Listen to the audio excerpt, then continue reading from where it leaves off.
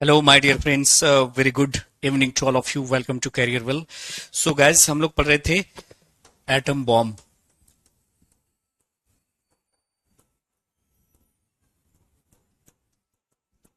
परमाणु बम। और एक्चुअली में परमाणु बम क्या है? तो uncontrolled nuclear fission chain reaction है। पढ़ा आपने? परमाणु बम क्या था? Uncontrolled nuclear fission chain reaction. Chain reaction अनियंत्रित अनियंत्रित नाभिकीय विखंडन। नाभिकीय विखंडन श्रृंखला अभिक्रिया।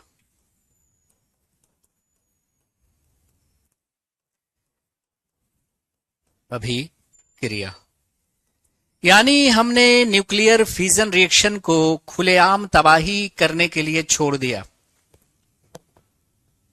तबाही करने के लिए छोड़ दिया तो एटम बम बन जाएगा। लेकिन उसी रिएक्शन को कंट्रोल में ले आए तो यही न्यूक्लियर रिएक्टर बन जाएगा। एक्चुअली आइंस्टीन साहब ने E=mc² जो दिया था वो इसी के लिए दिया था, ताकि लोग न्यूक्लियर रिएक्टर बनाएंगे, बिजली उत्पादन करेंगे। लेकिन जीते जी उनके बना लिया परमाणु बम, हिरोशिमा नागासाकी पे ड्रॉप भी कर दिया। तो यहीं से आज बात की शुरुआत होगी, न्यूक्लियर रिएक्टर से। तो एक बार सभी लोग हमें ये कंफर्म करें कि हमारी आवाज और तस्वीर आप तक बिना किसी खलल के, खेद के, रुकावट के पहुंच रही है। तो आज के सेशन का आगाज होगा, शुभारंभ होगा। और आपने देखा कि अमेरिका ने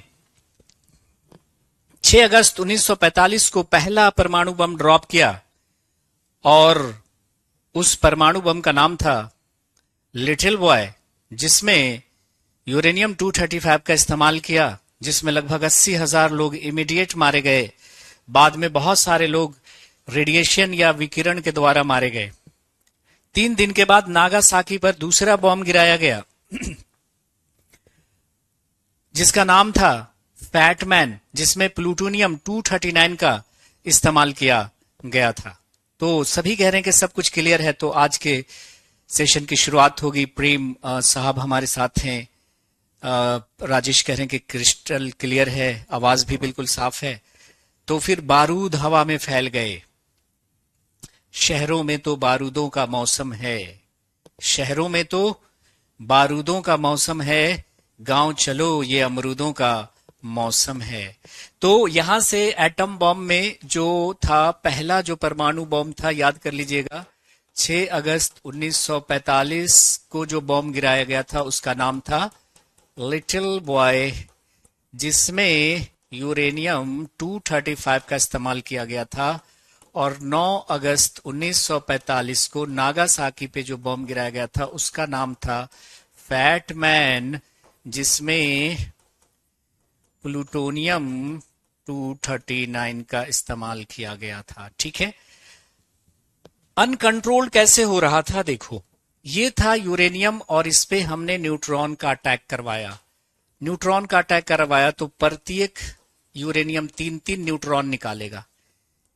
ये न्यूट्रॉन फिर फ्रेश यूरेनियम को छेड़ेंगे और इससे फिर 3-3 न्यूट्रॉन निकल जाएंगे। निकलेंगे ना? ये भी जो है 3-3 न्यूट्रॉन निकालेंगे। 3-3 न्यूट्रॉन निकालेंगे और फिर ये न्यूट्रॉन फिर किसी फ्रेश यूरेनियम को छेड़ देंगे, इससे फिर 3 निकल गया। तो इस तरह से ये चेन रिएक्शन बनता चला जा रहा है, श्रृंखला अभिक्रिया, और ये अनियंत्रित है। जब तक यूरेनियम मौजूद है ये रिएक्शन रुकेगा नहीं, और हर स्टेप से एनर्जी निकलेगी ना। देखो, न्यूट्रॉन अटैक करेगा यूरेनियम पे तो क्या बनेगा? Barium krypton 3 neutron plus energy, barium krypton 3 neutron plus energy, barium krypton 3 neutron plus energy, barium krypton 3 neutron plus energy. और ये एनर्जी फ्रैक्शन ऑफ सेकंड में इतनी ज्यादा होगी कि एक जबरदस्त क्या होगा? ब्लास्ट होगा। यानी ये बन रहा था uncontrolled nuclear fission chain reaction. यही था आपका atom bomb my dear friends, यही था आपका एटम बॉम्ब। ठीक है, एटम बम, परमाणु बम। लेकिन इसी रिएक्शन को हमने कंट्रोल कर लिया तो बन जाएगा आपका एटॉमिक रिएक्टर। तो हम लोग यही तो पढ़ रहे थे, एटॉमिक रिएक्टर पढ़ रहे थे, या न्यूक्लियर रिएक्टर भी इसको लिख देते हैं, कई लोग इसको न्यूक्लियर रिएक्टर भी लिख देंगे। न्यूक्लियर रिएक्टर, परमाणु भट्ठी।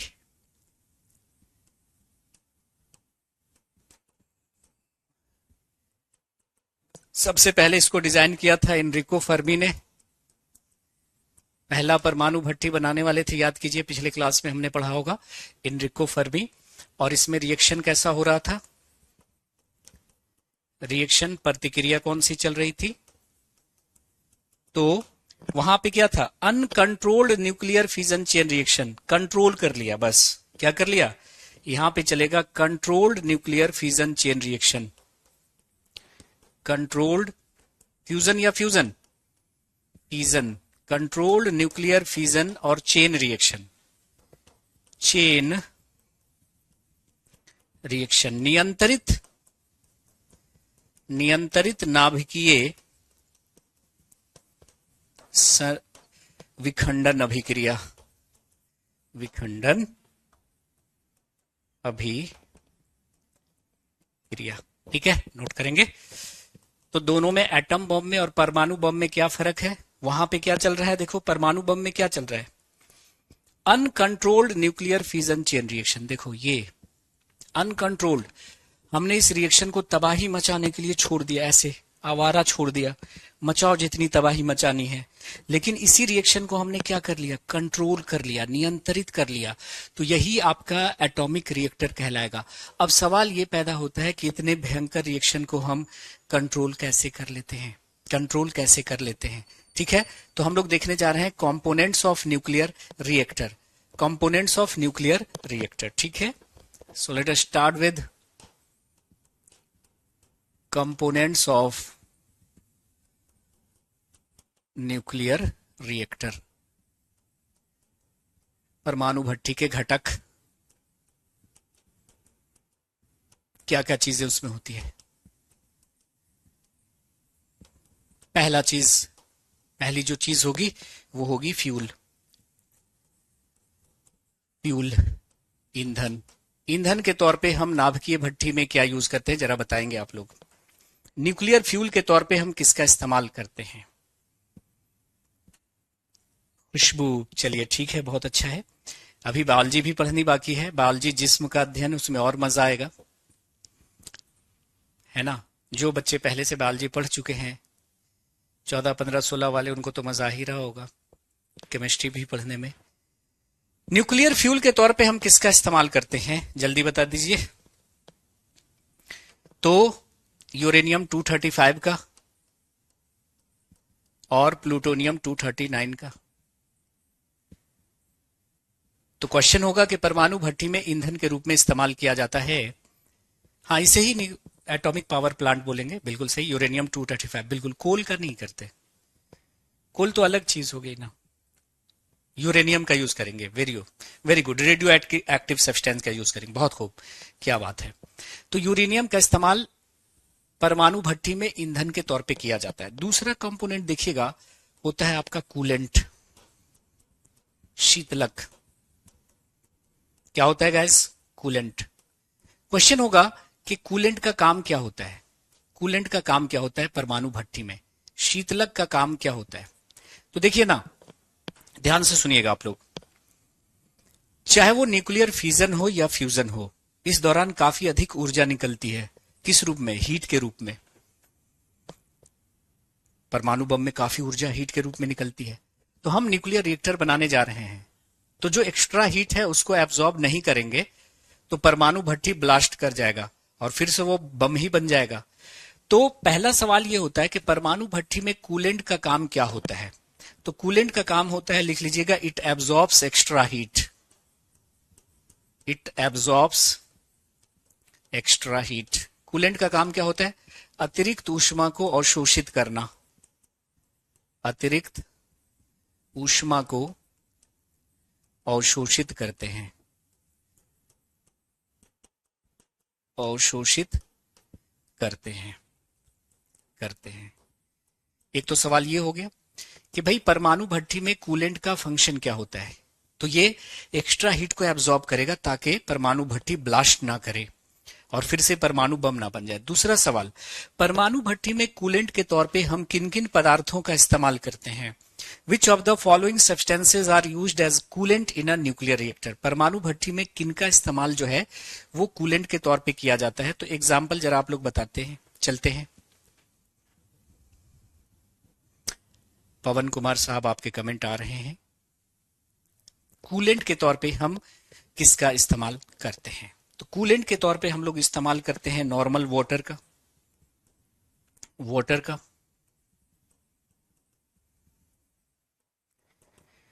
एक तरफ से ठंडा पानी पास करेंगे, गर्म होकर बाहर निकलेगा। CO2 का,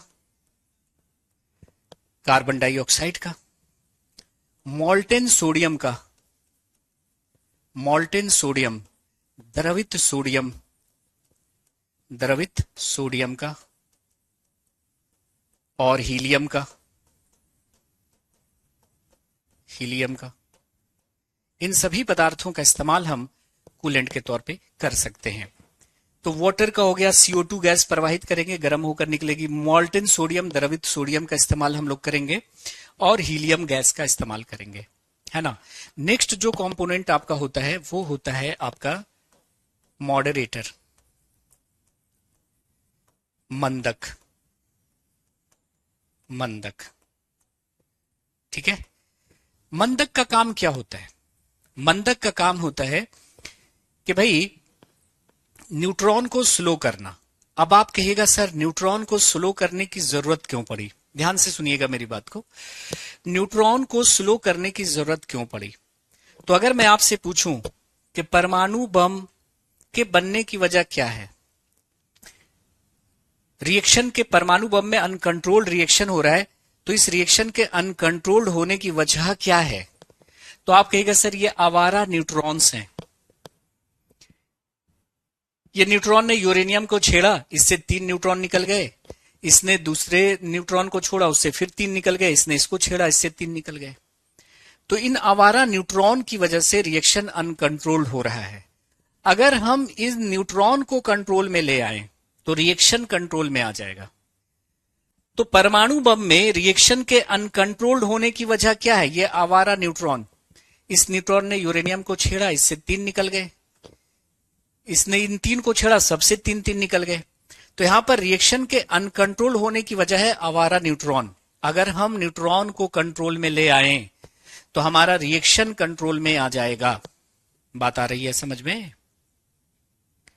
तो जब न्यूट्रॉन रिएक्शन के दौरान निकलते हैं तो उसकी स्पीड काफी ज्यादा होती है। न्यूट्रॉन को हमें पकड़ना है तो पहले उसकी स्पीड को कम करना होगा, तब उसे पकड़ेंगे। जैसे आपकी तरफ कोई हाई स्पीड से आ रहा है और उसे आपको पकड़ना है तो पहले आप उसकी स्पीड कम करोगे तब उसको पकड़ोगे। ठीक ऐसा ही होता है। मॉडरेटर का जो काम होता है, मंदक, मंद कर रहा है गति को, मॉडरेट कर रहा है, नाम से क्लियर है। मॉडरेटर का काम जो होता है न्यूक्लियर रिएक्टर में क्या होता है कि न्यूट्रॉनों की गति को क्या करना, कम करना। तो पहला सवाल ये होगा कि भाई मॉडरेटर का काम क्या होता है। तो it slows down the speed of neutrons, है ना। It slow down the speed of neutrons, the speed of neutrons. यह न्यूट्रॉनों की गति को कम करते हैं। यह न्यूट्रॉनों की गति को कम करते हैं। तो पहला सवाल यह होगा कि भाई मॉडरेटर का काम क्या होता है। तो न्यूट्रॉनों की गति को कम करना। और फिर पूछा जाएगा कि परमाणु भट्टी में मॉडरेटर के रूप में इस्तेमाल किसका करते हैं। तो जरा एग्जाम्पल जरा बता दो। Which of the following substances are used as moderator in a nuclear reactor. Nuclear reactor में मॉडरेटर के तौर पे किसका इस्तेमाल करते हैं, जरा बताइए। हाँ, भारी जल आपने उल्टा लिख दिया था। भारी जल अब यहां आएगा राजेश साहब। तो मॉडरेटर के तौर पे जो हम इस्तेमाल करते हैं, यहीं पे गलतियां होती है ना। एग्जाम्पल देख लीजिएगा। मॉडरेटर के तौर पे D2O। D2O मतलब क्या हुआ, हेवी वाटर, हेवी वाटर, भारी जल। ड्यूटेरियम ऑक्साइड ना, भारी जल। और किसका? ग्रेफाइट का। और किसका? ग्रेफाइट का इस्तेमाल करते हैं जी, ग्रेफाइट का इस्तेमाल करते हैं। तो दो क्वेश्चन यहां से मिलेंगे। What is the function of moderator in nuclear reactor? परमाणु भट्ठी में मॉडरेटर का क्या काम है? न्यूट्रॉनों की गति को कम करना। दूसरा पूछा जाएगा कि परमाणु भट्ठी में मॉडरेटर के रूप में हम इस्तेमाल किसका करते हैं? तो D2O यानी हेवी वाटर, भारी जल का, टकराएगा इससे न्यूट्रॉन, स्लो होगा। और ग्रेफाइट का, ग्रेफाइट का। बात आ रही है समझ में? अगला जो कंपोनेंट होता है D3O नहीं, D2O, ड्यूटेरियम ना, ड्यूटेरियम। ड्यूटेरियम के ऑक्साइड को हम जल कहते हैं, प्रोटियम के ऑक्साइड को नॉर्मल जल कहते हैं। ठीक है, ठीक है सूरज, चलिए बहुत अच्छी बात है। अच्छा, तो कुछ प्रॉब्लम आ रही होगी साइट में, ठीक हो जाएगा शाम तक, घबराइए मत गौरव साहब।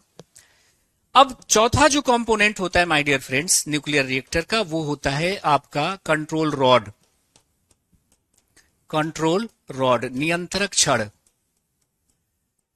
नियंत्रक छड़ क्या होता है? कंट्रोल रॉड, नियंत्रक छड़।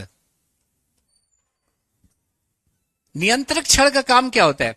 मॉडरेटर ने न्यूट्रॉन के स्पीड को स्लो कर दिया। अब कंट्रोल रॉड क्या करेगा? पकड़ लेगा किसको? न्यूट्रॉन को, भाग रहा है उधर जाने के लिए, ताकि वो दूसरे यूरेनियम को छेड़े। तो आवारा लोगों को कंट्रोल करने के लिए रॉड रखते हैं ना घरों में, रॉड दिखाते हैं, आवारा लोग भाग जाएंगे। जैसे गलियों में कोई आकर के आवारापन कर रहा है, तो आप जो है रॉड लेकर निकल गए तो भाग जाएंगे सारे के सारे। तो आवारा न्यूट्रॉन को कंट्रोल करने के लिए कंट्रोल रॉड होता है। कंट्रोल रॉड का काम क्या होता है? It absorbs extra neutron, it absorbs extra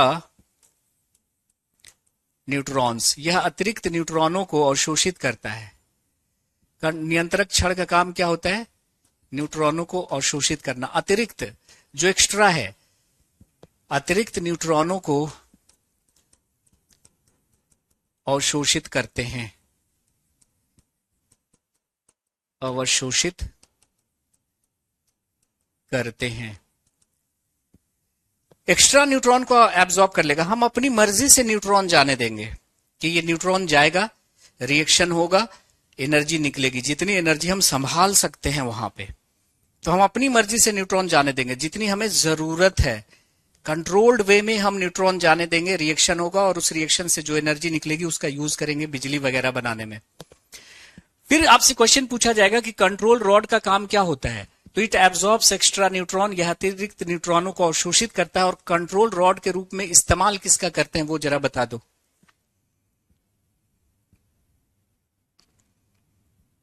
fuel का यूज, जिस पे रिएक्शन होगा, यूरेनियम पे रिएक्शन करने के लिए चाहिए ना, तो यूरेनियम और प्लूटोनियम को एज अ फ्यूल के तौर पे यूज करते हैं। ठीक है, so it absorbs extra neutrons, यह अतिरिक्त न्यूट्रॉनों को क्या करता है? अवशोषित करता है ना। तो what is the function of control rod in nuclear reactor? You will say it absorbs extra neutron. फिर क्वेश्चन होगा कि which of the following substances are used as a nuclear reactor, as a control rod in a nuclear reactor? तो उत्तर हो जाएगा cadmium rod, cadmium rod, cadmium की छड़ and boron rod, boron rod, boron की छड़। सो क्वेश्चन होगा कि which of the following is used as a control rod in nuclear reactor? You will say control rod and cadmium rod and boron rod is used as a control rod, है ना। बात आ रही समझ में?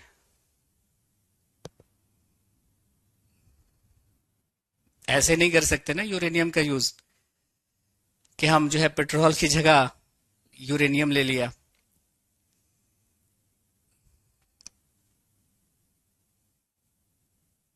English में थोड़ा सा बोलूंगा सारे भाग जाएंगे बच्चे, मजबूरी है खतीजा हिंदी में एक्सप्लेन करना, है ना।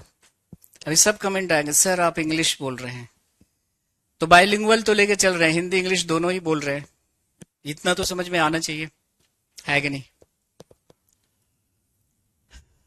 क्लियर हुआ। नेक्स्ट आपका जो कंपोनेंट है वो है आपका शील्डिंग। फिफ्थ ना, फिफ्थ होगा आपका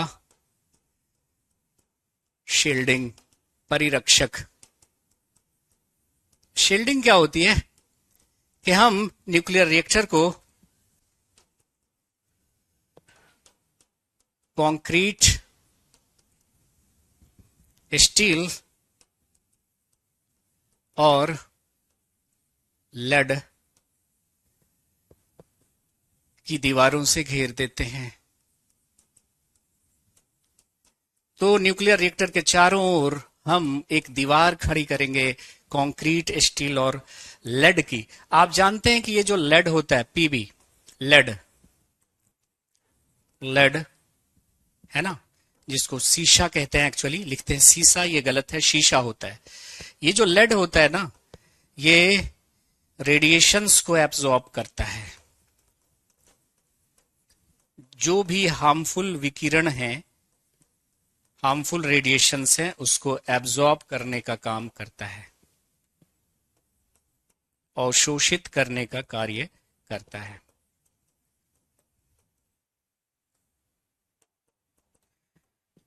तो भाई ये जो न्यूक्लियर रिएक्टर है, उसके आसपास के जो एनिमल्स हैं, जो प्लांट्स हैं, उसमें काम करने वाले जो साइंटिस्ट हैं, उसको ज्यादा नुकसान ना हो, सो कंक्रीट, स्टील और लेड की दीवार से घेरा जाता है, जिसको हम शील्डिंग कहते हैं।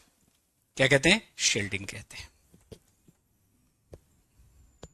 क्लास पीएनजी अपलोड हो जाती है रोज, नोट्स वाले सेक्शन में जाके देखेंगे, आशीष गुप्ता साहब। बात आई समझ में?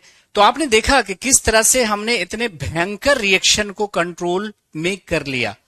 तो एटम बॉम्ब में और न्यूक्लियर रिएक्टर में क्या फर्क है? एटम बॉम्ब में और न्यूक्लियर रिएक्टर में क्या फर्क है?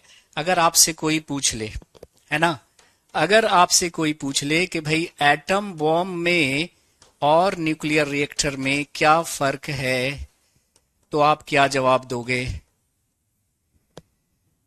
भाई ये भी फिजन रिएक्शन पे बेस्ड है, ये भी न्यूक्लियर फिजन रिएक्शन पे बेस्ड है, नाभिकीय विखंडन अभिक्रिया पे आधारित है, and it is also based on nuclear fission reaction. दोनों ही न्यूक्लियर फिजन रिएक्शन पे बेस्ड है, दोनों में ही नाभिकीय विखंडन अभिक्रिया चल रही है, नाभिकीय विखंडन अभिक्रिया चल रही है। फर्क क्या है? एटम बॉम्ब में क्या है? तो आप कहेंगे uncontrolled nuclear fission chain reaction चल रहा है, लेकिन यहां पे कंट्रोल्ड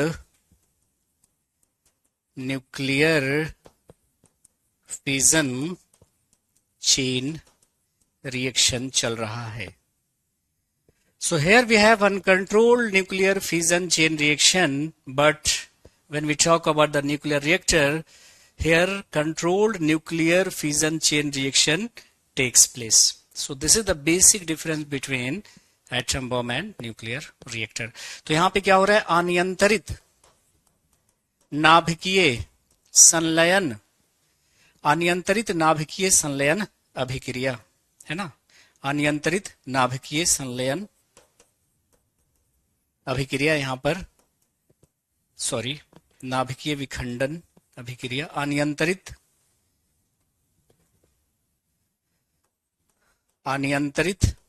नाभिकीय विखंडन अभिक्रिया चल रही है।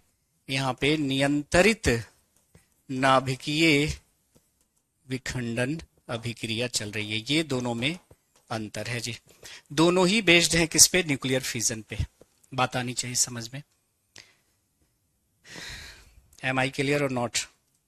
If clear please comment, if you have still any doubt you can ask please.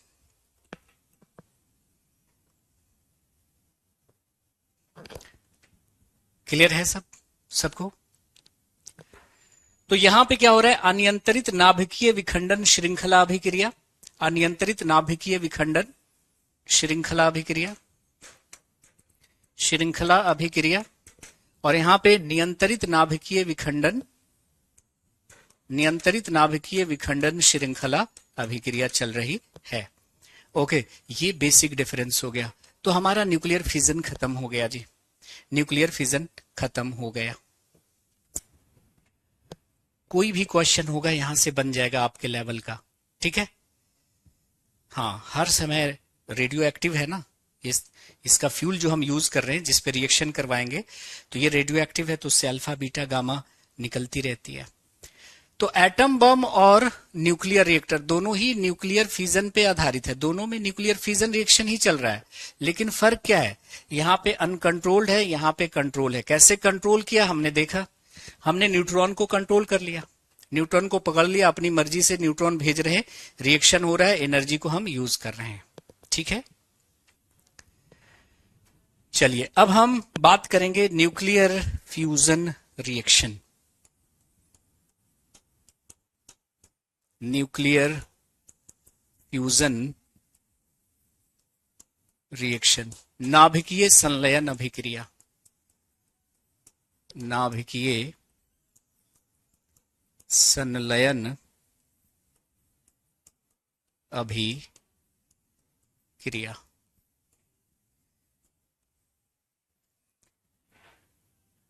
आदमी बड़ा है तो भी उसे नींद नहीं आती कि कहीं इनकम टैक्स का छापा ना पड़ जाए, तो अपने धन को तोड़ तोड़ कर रखता है। यह हुआ न्यूक्लियर फ्यूजन रिएक्शन, नाभिकीय विखंडन अभिक्रिया। अपने धन को टुकड़ों में रखता है, कुछ पैसे इस अकाउंट में, कुछ यहां कुछ वहां। लेकिन आदमी छोटा है, उसे भी नींद नहीं आती, हम कल खाएंगे क्या। तो बड़ा एटम या बड़ा न्यूक्लियस टूट कर दो छोटे बनाता है, ये हुआ विखंडन। दो छोटे एटम मिलकर एक बड़ा बनाएंगे, उसको क्या बोलेंगे, नाभिकीय संलयन अभिक्रिया। तो दो छोटे एटम या दो छोटे न्यूक्लियाई मिलकर क्या बनाएगा, एक बिग न्यूक्लियस बनाएगा, और इस दौरान भी काफी अधिक मात्रा में ऊर्जा मुक्त होगी। इसको हम बोलेंगे न्यूक्लियर फ्यूजन रिएक्शन। फ्यूजन मतलब जुड़ जाना, जुड़ जाना। तो दो मिलकर क्या बना रहा है, एक बड़ा बना रहा है, और काफी अधिक मात्रा में ऊर्जा भी निकल रही है। और ऊर्जा निकलने की वजह यहां पे भी E = mc², यानी मास एनर्जी में कन्वर्ट हो रहा है, द्रव्यमान ऊर्जा में परिवर्तित हो रही है, ठीक है। चलिए तो यहां पे हम डेफिनेशन लिख देते हैं। टू लाइटर न्यूक्लियाई, टू, तो हम लोग 12th वाले टॉपिक पे हैं ये। Two lighter nuclei fused to form a big nucleus, a big nucleus, and large amount of energy is released, है ना। दो हल्के नाभिक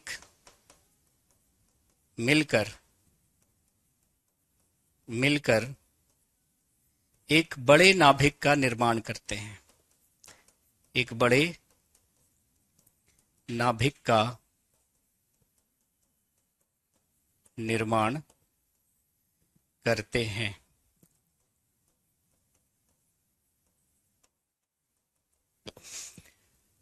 आयुष कह रहे हैं कि सर समझ नहीं आ रहा है। बिल्कुल समझ में नहीं आएगा, 20 से एंट्री मारोगे तो। मेरी क्लास की एक खासियत है, अगर आपने एक क्लास भी मिस करी है पिछली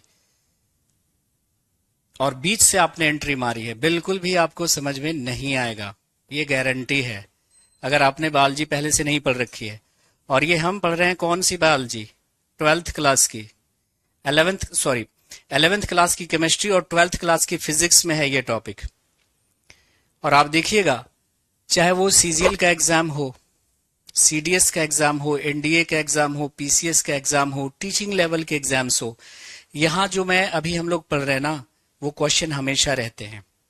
तो न्यूक्लियर रिएक्शन के बाद जो अब टॉपिक्स आएंगे उसमें कम से कम आप कंटिन्यू रहिएगा, ठीक है, अदरवाइज आपको दिक्कत हो जाएगी। क्वेश्चन सारा ऐसे पूछेगा, जैसे पूछा कि परमाणु भट्ठी में शीतलक का क्या काम होता है, what is the function of coolant in nuclear reactor. एक ऑप्शन में रहेगा इट एब्जॉर्ब्स एक्स्ट्रा हीट, यह अतिरिक्त ऊष्मा को अवशोषित करते हैं। फिर पूछेगा कि परमाणु भट्ठी में कूलेंट के तौर पे क्या यूज करते हैं, तो ऑप्शन में रह सकता है पानी, रह सकता है हवा, रह सकती है एयर भी यूज करते हैं, है ना। तो पानी हो गया, हवा हो गया, है ना।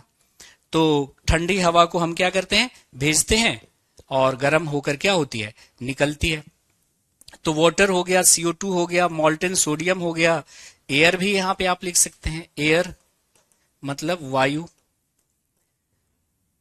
तो एक सवाल ये हो गया। दूसरा जैसे पूछ सकता है कि बताइए मॉडरेटर का कार्य क्या होता है न्यूक्लियर रिएक्टर में, what is the function of moderator in nuclear reactor. आप कहिएगा sir it slows down the neutrons, यह न्यूट्रॉनों की गति को कम करता है। फिर यहां से एक सवाल होगा कि भाई which of the following substances are used as moderator in nuclear reactor, परमाणु भट्ठी में मॉडरेटर के तौर पे किन चीजों का इस्तेमाल करते हैं। तो ऑप्शन में या तो होगा आपका भारी जल या होगा आपका ग्रेफाइट। इस तरह से सवाल, तो सब सवाल ही हैं ये सारे।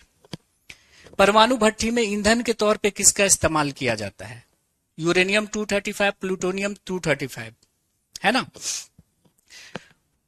शीतलक का काम क्या होता है, शीतलक के तौर पे क्या यूज करते हैं। मॉडरेटर का काम क्या होता है, मॉडरेटर के तौर पे किसका यूज करते हैं।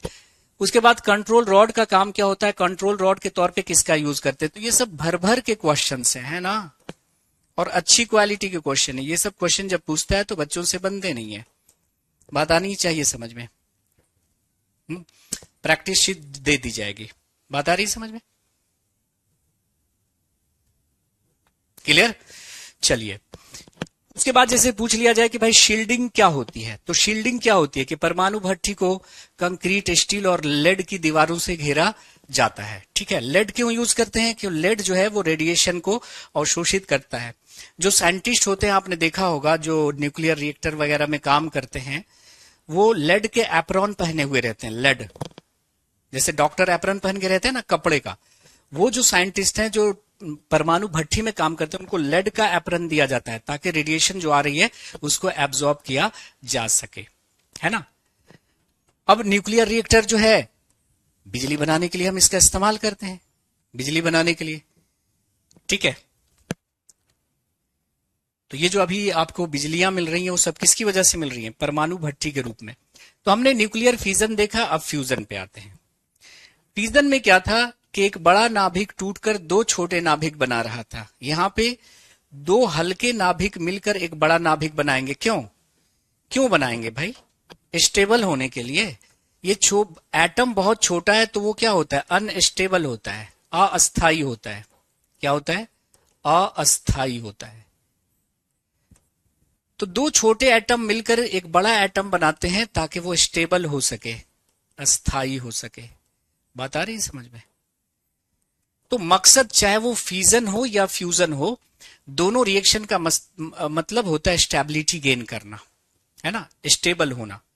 जैसे मैंने कहा कि आदमी अगर बड़ा है तो उसको भी नींद नहीं आती डर से कि छापा ना पड़ जाए ईडी का, तो अपने धन को तोड़ के रखा उसने सुकून पाने के लिए, स्टेबल होने के लिए। और आदमी छोटा है उसको भी नींद नहीं आती कि कल को खाएंगे क्या हम भाई, तो छोटा आदमी जगह जगह से इकट्ठा करता है, देखो इकट्ठा करके बड़ा हो गया ताकि कल के लिए स्टेबिलिटी गेन किया जा सके। बात आनी चाहिए समझ में। और इस दौरान भी काफी अधिक मात्रा में क्या होती है, ऊर्जा मुक्त होती है। ऊर्जा का कारण क्या होता है, अगर पूछा जाए कि न्यूक्लियर चाहे वो फिजन रिएक्शन हो या फ्यूजन रिएक्शन हो, न्यूक्लियर फिजन और फ्यूजन रिएक्शन में ऊर्जा के मुक्त होने का कारण, एनर्जी के रिलीज का कारण होने का कारण क्या है, द्रव्यमान का ऊर्जा में परिवर्तन। द्रव्यमान का ऊर्जा में परिवर्तन, यानी मास जो है वो किस में कन्वर्ट हो रहा है, एनर्जी में कन्वर्ट हो रहा है। बस ये याद रखना है। अब ये जो न्यूक्लियर रिएक्शन होता है ये काफी हाई टेम्परेचर और प्रेशर पे होता है ना। फ्यूजन रिएक्शन के लिए काफी हाई टेम्परेचर और प्रेशर चाहिए, है ना। तो लिखेंगे this reaction takes place, this reaction मतलब fusion reaction, this reaction takes place at high temperature, at high temperature and pressure. यह प्रतिक्रिया, यह अभिक्रिया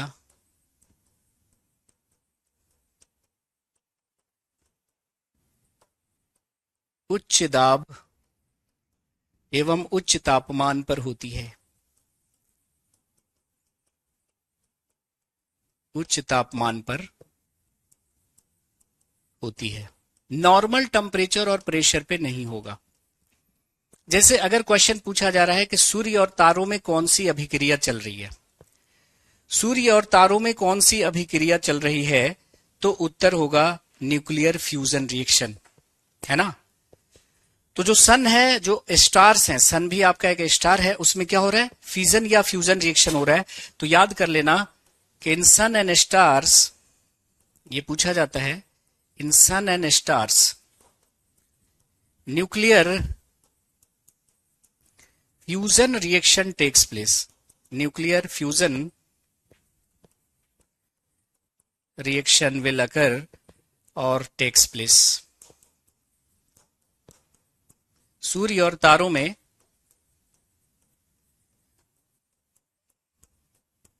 सूर्य भी आपका तारा ही है, तारों में नाभिकीय संलयन अभिक्रिया होती है। नाभिकीय संलयन अभिक्रिया होती है।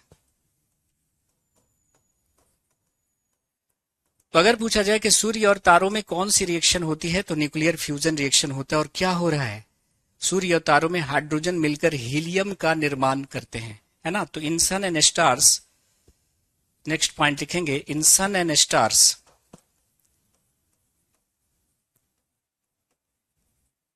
हाइड्रोजन फ्यूजेस टू फॉर्म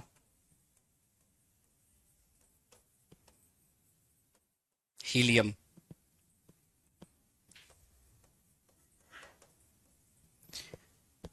सूर्य और तारों में क्या हो रहा है, हाइड्रोजन मिलकर क्या बना रहा है, हीलियम बना रहा है।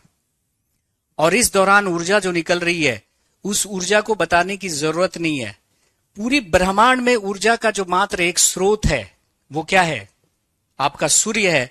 और सूर्य में कौन सी ऊर्जा, कौन सा रिएक्शन चल रहा है, फिजन के फ्यूजन, तो कहेगा फ्यूजन क्या हो रहा है, तो हाइड्रोजन मिलकर हीलियम बना रहा है। तो in sun and stars hydrogen fuse to form क्या, हीलियम। सूर्य और तारों में, हिंदी वाले लिख लेंगे, सूर्य और तारों में,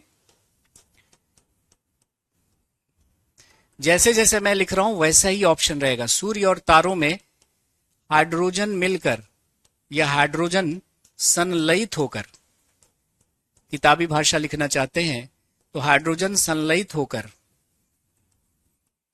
हीलियम का निर्माण करते हैं, हीलियम का निर्माण करते हैं। राइटिंग समझ में आ रही है मेरी? मेरी राइटिंग थोड़ी अच्छी नहीं है, पर इतना लिख दे रहा हूं कि आपको समझ में आ जाएगा, ठीक है। ठीक है जी, राइटिंग आ रही है समझ में? तो हाइड्रोजन हाइड्रोजन मिलकर क्या बन रहा है, जुड़कर क्या बन रहा है, हीलियम बन गया, है कि नहीं। तो उसका प्रॉपर रिएक्शन होता है, वो रिएक्शन देखने की आपको जरूरत नहीं है।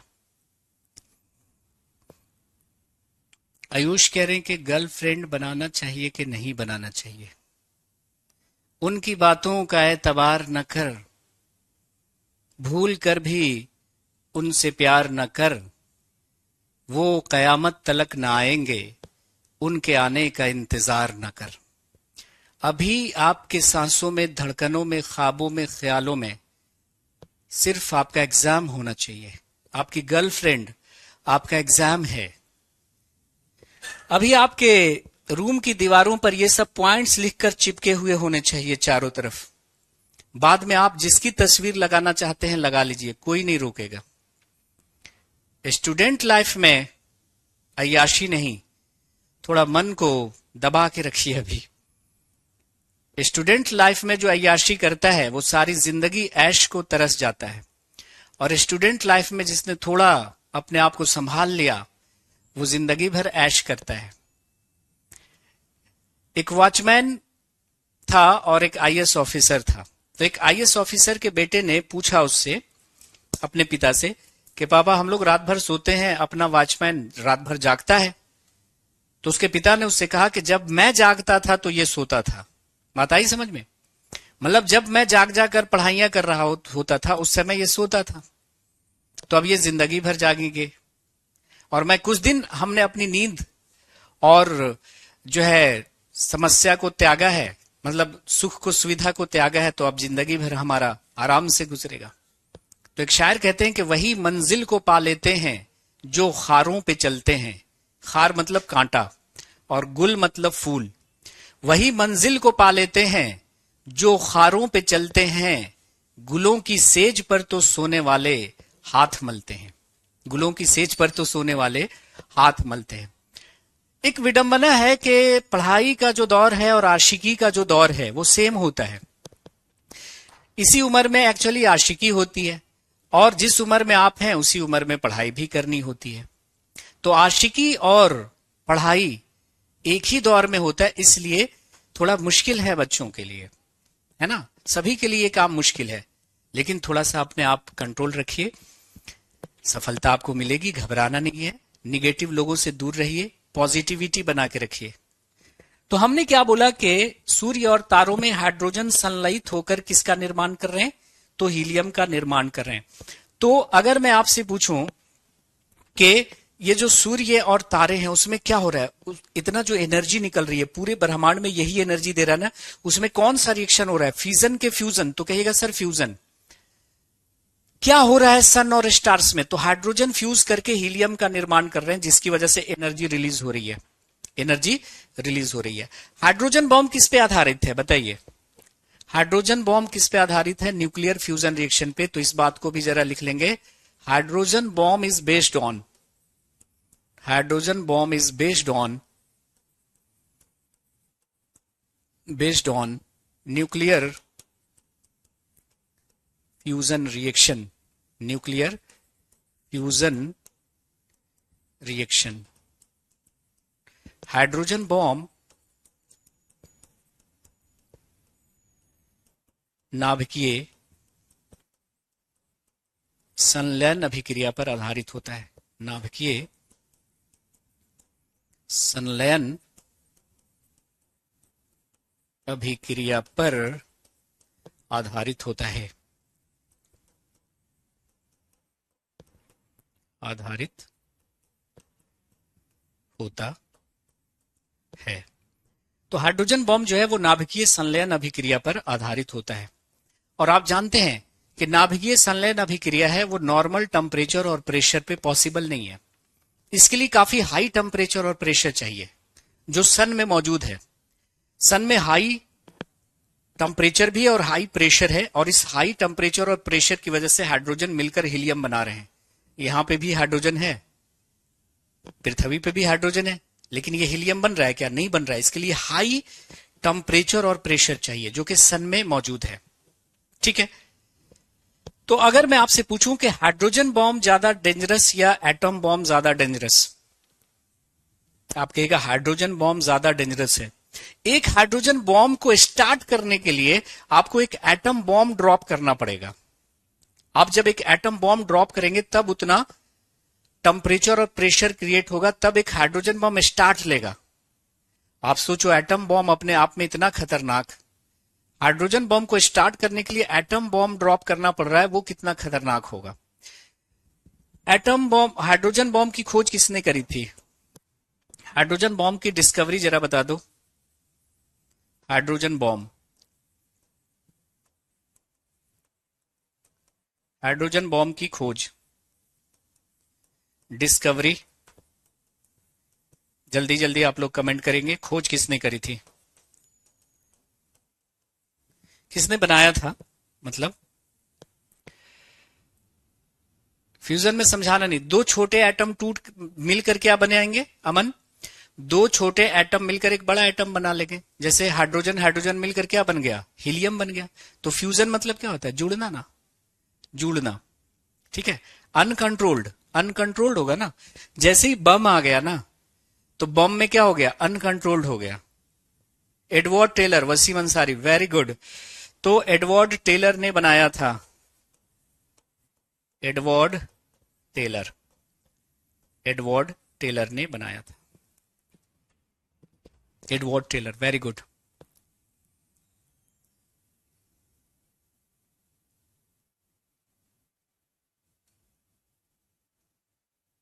ठीक है, एडवर्ड टेलर।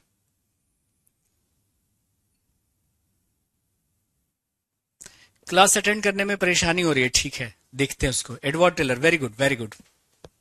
बाल जी जल्दी स्टार्ट होगा, घबराइए मत। सो ये हमारा न्यूक्लियर रिएक्शन हो गया। न्यूक्लियर रिएक्शन के बाद जो हम अपना टॉपिक स्टार्ट करेंगे, है ना, वो स्टार्ट होगा हमारा रेडियो एक्टिविटी। अभी हम न्यूक्लियर केमिस्ट्री पे ही चलेंगे। Subhash, you are right, very good, keep it up. Edward Teller ने, वेरी गुड। निशा, बिल्कुल टेलर साहब ने किया था, ठीक है, बहुत खूब बहुत खूब। नाउ अगला हमारा जो टॉपिक होने वाला है वो है रेडियो एक्टिविटी। तो न्यूक्लियर रिएक्शन में इतना ही पढ़ना है आपको, ज्यादा मत पढ़िएगा इधर उधर से, क्योंकि दुनिया भर के कंटेंट है मार्केट में, आपको कंफ्यूज नहीं होना है। जितना पढ़ा है उतना याद रखिएगा। रेडियो एक्टिविटी, हिंदी में लिखते हैं इसको रेडियो सक्रियता, रेडियो सक्रियता, या इसको कहते हैं रेडियो धर्मिता, रेडियो धर्मिता, radioactivity, radioactivity. Radioactivity my है माय डियर फ्रेंड्स, वो जरा देखिएगा यहाँ पे। हाँ बिल्कुल आएंगे चैप्टर, बिल्कुल आएंगे। जो मैं पढ़ा रहा हूं मतलब वहां से क्वेश्चन मिलेगा ही मिलेगा। आप कोई भी एग्जाम दे रहे हो सोनू, आप उसका प्रीवियस ईयर का क्वेश्चन बैंक लेके देखो, क्वेश्चन की भरमार होगी इन सब जगहों से। ठीक है, चलिए क्लासेस मैनेज हो गई तो धीरे धीरे अपना जो मतलब बैकलॉग है उसको टाइम निकाल कर पूरा कीजिए, यही एक तरीका है। रेडियो एक्टिविटी क्या है देखो, ये मान लिया कि कोई आदमी है, ये कोई लड़का है, ठीक है, एक बॉय है,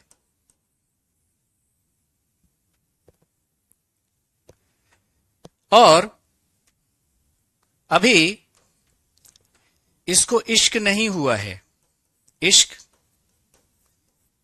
नहीं हुआ है। मतलब क्या है ये भाई, ये स्टेबल है, अस्थाई है। क्या है ये, स्टेबल है, अस्थाई है। घर से स्कूल, स्कूल से घर, घर से कॉलेज, अस्थाई लड़का है ये। लेकिन यही लड़का था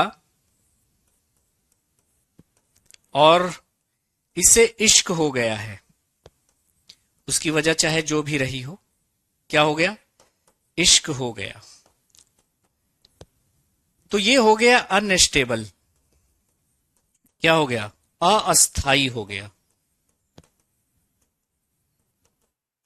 और ये अब टूट रहा है, क्या हो गया, टूट रहा है। ये अस्थाई होकर टूट रहा है, और टूटने के दौरान दर्द,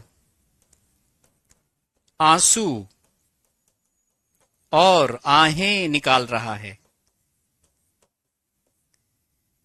तो अब इस लड़के को हम क्या बोलेंगे, आशिक कहेंगे, और इसके इस कर्तव्य को आशिकी कहेंगे।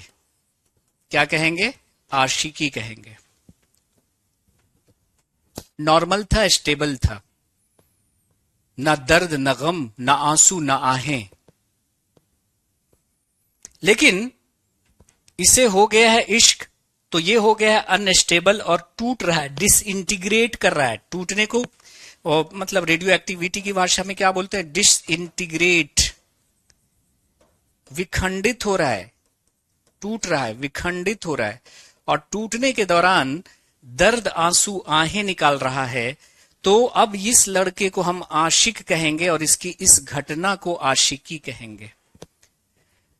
कुछ एटम ऐसे होते हैं जो टूटते नहीं है, कुछ एटम, कुछ परमाणु ऐसे होते हैं जो टूटते नहीं है, स्टेबल हैं।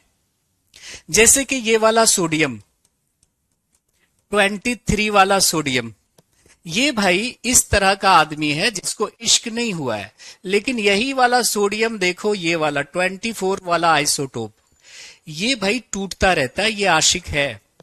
तो एक ऐसा तत्व, एक ऐसा एलिमेंट, एक ऐसा एटम जो टूटता रहता है और टूटने के दौरान कुछ रेडिएशन भी निकालता रहता है। दर्द आंसू आहें मतलब अल्फा बीटा गामा, दर्द आंसू आहें मतलब अल्फा बीटा गामा। इस घटना को हम, उस एलिमेंट को कहेंगे रेडियो एक्टिव एलिमेंट, और इस फिनोमेनन का नाम दिया गया है क्या? Radio activity. जैसे इस लड़के को आशिक कह रहे थे और इस घटना को आशिकी कह रहे थे, तो वो एलिमेंट जो डिसइंटीग्रेट करता है, टूटता है, और टूटने के दौरान दर्द आंसू आहें निकाल रहा है, मतलब अल्फा बीटा गामा निकाल रहा है, तो उस एलिमेंट को हम क्या कहेंगे? Radio active element. और इस घटना को क्या कहा गया है? Radio activity. इस घटना को क्या कहा गया है? Radio activity. सही बोल रहे हैं सचिन, है ना? तो डेफिनेशन अब लिख देता हूं, है ना? ये तो हमने समझाने के लिए लिखा है, अब रेडियो एक्टिविटी की डेफिनेशन हम लोग लिखते हैं, है ना? कि those elements which disintegrates and also release some radiations like alpha, beta and gamma. These type of elements are known as what? Radioactive elements, and this phenomenon is called what? Radioactivity. तो कुछ तत्व है, कुछ परमाणु है या कुछ nucleus है जो टूटते हैं और टूटने के दौरान अल्फा बीटा गामा निकालते हैं। इस घटना को रेडियो एक्टिविटी कहा गया है और ऐसे तत्व को रेडियो सक्रिय तत्व बोलेंगे। तो डेफिनेशन लिख देता हूं और फिर हम देखेंगे कि भाई रेडियो एक्टिविटी की डिस्कवरी किसने करी, है ना? फिर आर्टिफिशियल रेडियो एक्टिविटी की डिस्कवरी किसने करी, अल्फा बीटा गामा क्या है, उनकी कैरेक्टरिस्टिक्स क्या है, इन सभी पहलुओं पर मुझे लगता है कि अब नेक्स्ट क्लास में ही बात की जाए तो बढ़िया रहेगा। तो नेक्स्ट क्लास में जो है हम लोग बात करेंगे रेडियो एक्टिविटी की, ठीक है? रेडियो एक्टिविटी की इसकी डेफिनेशन लिख दूंगा और फिर सारे पॉइंट्स यहां पर रेडियो एक्टिविटी के हम लोग क्लियर करेंगे। हाँ बिल्कुल कंप्लीट हो जाएगा सीजीएल प्री मेंस दोनों, ठीक है? चलो मिलते हैं नेक्स्ट क्लास में। Have a nice day, take care, bye bye, जय हिंद, थैंक यू वेरी मच।